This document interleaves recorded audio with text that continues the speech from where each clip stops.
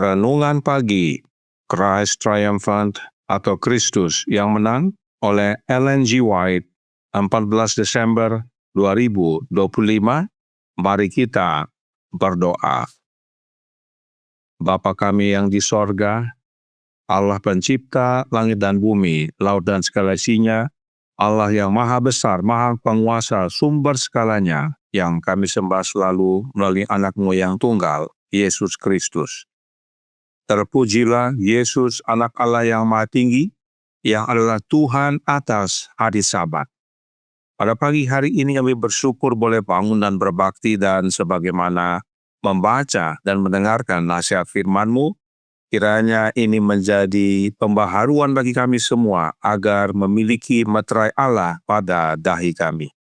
Beserta kami sepanjang perbaktian ini kehendak-Mu yang jadi, ampun kami akan dosa dan salah, karena kami berdoa hanya dalam nama anak Allah yang tunggal, Yesus Kristus, yang adalah Tuhan dan Juru Selamat kami. Amin. Renungan hari ini akan dibacakan oleh Saudara Seven Panjaitan. Kepada Saudara Seven, kami persilahkan. Selamat pagi. Bacaan renungan pagi tanggal 14 Desember 2025 dengan judul Meterai Allah adalah Sabat.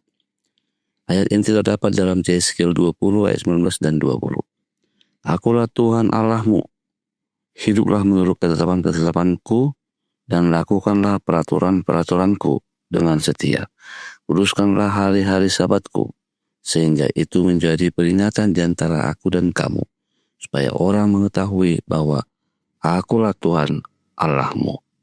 Hari Sabat diberikan kepada seluruh umat manusia untuk memperingati karya penciptaan Yehova yang agung ketika Ia telah meletakkan dasar bumi, ketika Ia telah mengenakan seluruh dunia dengan pakaian keindahannya dan menciptakan semua keajaiban di darat dan di laut, menetapkan hari Sabat dan menguduskannya.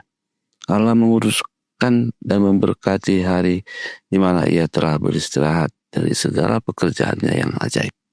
Dan Sabat ini yang dikuduskan oleh Allah harus dipelihara untuk suatu perjanjian yang kekal. Itu adalah sebuah peringatan yang akan berdiri dari zaman ke zaman hingga akhir sejarah bumi. Selama tinggal di Mesir, Israel telah begitu lama mendengar dan melihat praktik penyembahan berhala sehingga mereka kehilangan sebagian besar pengetahuan mereka tentang Allah dan hukumnya, serta pemahaman mereka tentang pentingnya dan sucinya Sabat.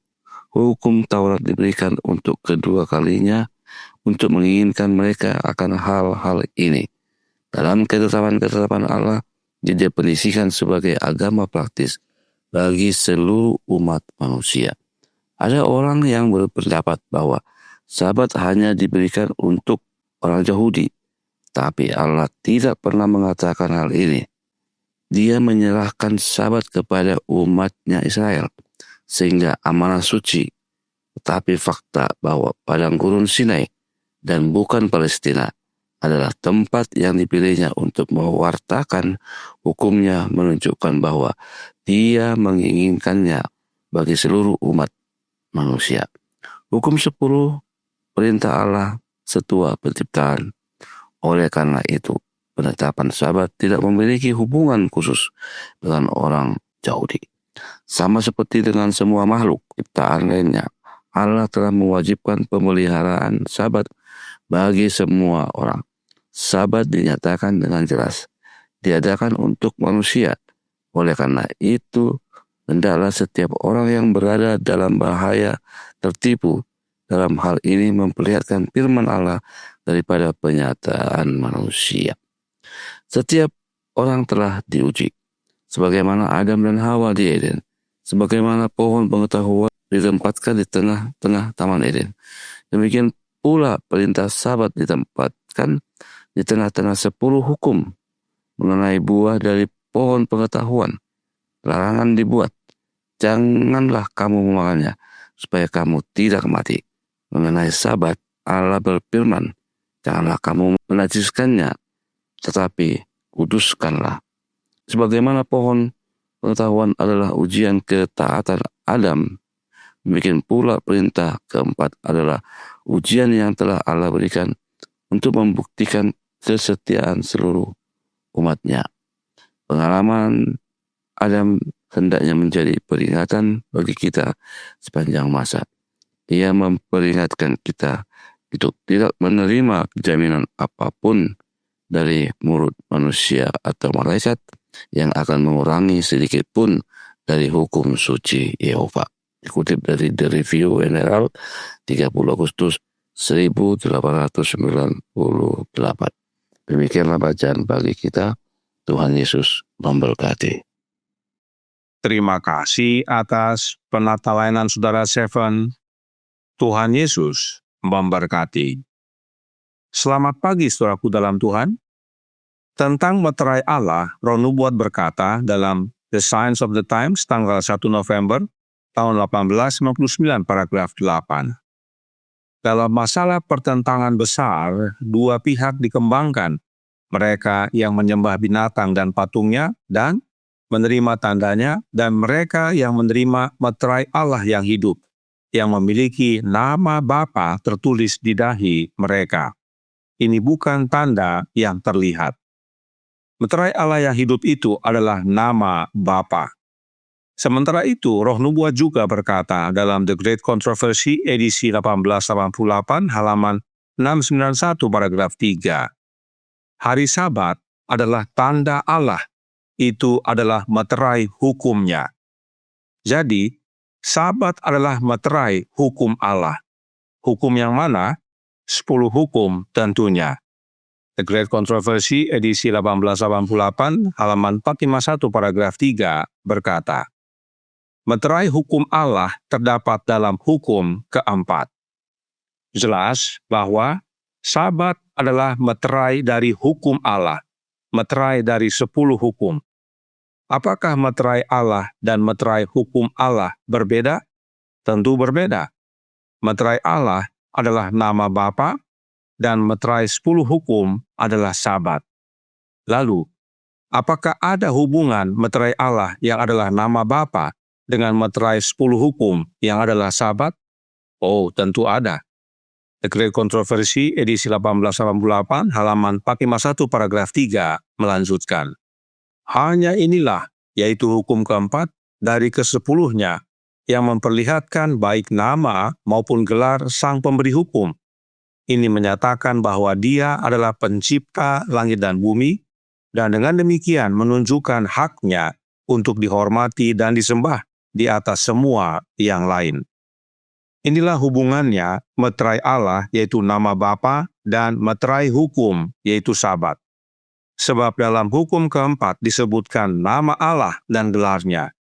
Karenanya ada hubungan erat antara Sabat dan meterai Allah yang hidup, sebab dalam hukum keempat nama Bapa disebutkan, dan nama itulah yang dituliskan pada dahi 144.000. Itu sebabnya Sabat harus dipelihara sebagai satu perjanjian kekal. Renungan hari ini berkata dalam Christ Triumphant halaman 355 paragraf 2. Hari Sabat diberikan kepada seluruh umat manusia untuk memperingati karya penciptaan Yehova yang agung ketika Ia telah meletakkan dasar-dasar bumi, ketika Ia telah mengenakan seluruh dunia dengan pakaian keindahannya dan menciptakan semua keajaiban di darat dan di laut, menetapkan hari Sabat dan menguduskannya. Allah menguduskan dan memberkati hari di mana Ia telah beristirahat dari segala pekerjaannya yang ajaib. Dan Sabat ini yang dikuduskan oleh Allah harus dipelihara untuk suatu perjanjian yang kekal. Itu adalah sebuah peringatan yang akan berdiri dari zaman ke zaman hingga akhir sejarah bumi. Oleh sebab itu, Roh Nubuat menyatakan dalam manuskrip 27, tahun 1899, paragraf 5. Mereka yang akan memiliki meterai Allah di dahi mereka harus pelihara Sabat dari perintah keempat. Artinya, mereka yang memiliki nama Bapa tertulis di dahi mereka harus pelihara Sabat. Suatu hubungan yang erat antara meterai Allah dan Sabat. Kepada Nyonya White dinyatakan bahwa Hukum keempat adalah satu-satunya hukum yang mendefinisikan tentang Allah yang hidup, yaitu Allah Bapa. Karenanya, dengan memelihara hari Sabat, kita mengenal Allah Bapa, satu-satunya Allah yang benar, dan menerima namanya, yang adalah karakternya. Dan dengan menerima karakter Bapa, kita menerima meterai Allah. Sebab karakter Allah Bapa itu tidak bernoda dan murni, dan itu dikaruniakan melalui anaknya. Itu sebabnya yang berhenti pada hari Sabat adalah Bapa dan anaknya. The Desire of Ages, halaman 769 paragraf 2 berkata, pada mulanya, Bapa dan Anak beristirahat pada hari Sabat setelah mereka, yaitu Bapa dan Anak, mengerjakan pekerjaan penciptaan. Oleh sebab itu, Christ Triumphant halaman 355 paragraf 5 berkata, mengenai Sabat, Allah berfirman, janganlah kamu menajiskannya, tetapi kuduskanlah. Sebagaimana pohon pengetahuan adalah ujian ketaatan Adam, demikian pula perintah keempat, yaitu Sabat, adalah ujian yang telah Allah berikan untuk membuktikan kesetiaan seluruh umatnya. Pengalaman Adam hendaknya menjadi peringatan bagi kita sepanjang masa. Ia memperingatkan kita untuk tidak menerima jaminan apapun dari mulut manusia atau malaikat yang akan mengurangi sedikit pun dari hukum suci Yehova. Jadi, saudaraku dalam Tuhan, Sabat itu adalah tanda. Sabat itu adalah menterainya dari hukum Allah. Supaya melalui Sabat, kita terhubung dengan Allah Bapa yang menguduskan kita. Agar kita mengenal Allah Bapa, sehingga kita menerima namanya yang adalah karakternya, dan itulah meterai Allah. Inilah pemahaman yang benar tentang meterai Allah. Sebab hanya karakter yang kita bawa ke sorga nantinya, bukan hari Sabat. Hari Sabat tidak perlu dibawa ke sorga. Tetapi karakter, yaitu karakter Bapa dalam Anak dan karakter Anak dalam kita, inilah yang harus kita miliki mulai dari dunia ini, agar kita layak menerima kerajaan sorga nanti. Tuhan memberkati, saya bawa dalam nama Yesus. Amin. Mari kita berdoa. Bapa kami yang di sorga, Allah pencipta langit dan bumi, laut dan segala isinya, Allah yang maha besar, maha kuasa, sumber segalanya, yang kami sembah selalu melalui anak-Mu yang tunggal, Yesus Kristus. Terima kasih atas kebenaran vital pada pagi hari ini, bahwa meterai Allah yang hidup adalah nama Bapa, dan hari Sabat adalah meterai hukum Bapa, yaitu 10 hukum. Dan oleh karena dalam hukum keempat tersebut disebutkan nama Bapa, maka inilah hubungan antara meterai Allah yang hidup dan meterai 10 hukum. Karenanya tolong kami ya Bapa, karuniakanlah roh anak-Mu dalam hidup ini, dan dialah kami semua yang percaya menerima rohnya Kristus. Sebab menerima nama Bapa yang adalah karakternya hanyalah dengan cara menerima karakter Kristus oleh kehadiran rohnya dalam hidup kami. Maka tidak hanya hari Sabat menjadi bagian hidup kami, tetapi juga karakter Bapa tertulis dalam hidup ini. Dan bila mana Yesus datang kedua kali nanti, kami semua layak untuk mewarisi kerajaan sorga.